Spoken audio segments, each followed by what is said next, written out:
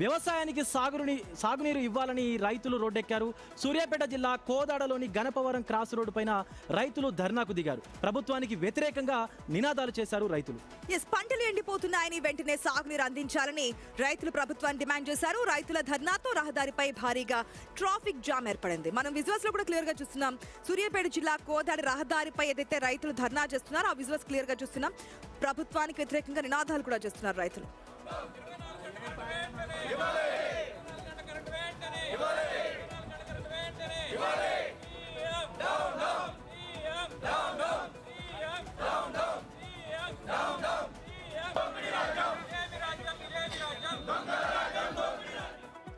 ఇక్కడ కోదాడలో సూర్యాపేటలోనే కాదు, కొంత తెలంగాణ మొత్తం కూడా ఈ పరిస్థితే కనిపిస్తూ ఉంది. బట్ రైతులు కూడా రోడ్డు ఎక్కుతున్నటువంటి సిచ్యువేషన్స్ అయితే ఉన్నాయి. సో ప్రభుత్వం కూడా ఆలోచించాలి, రైతులకు కావాల్సినటువంటి సాగునీరు అలాగే విద్యుత్తుని అందించాలని చెప్పేసి కోరుకుంటున్నాం. రైట్, నెక్స్ట్ అప్డేట్ చూద్దాం.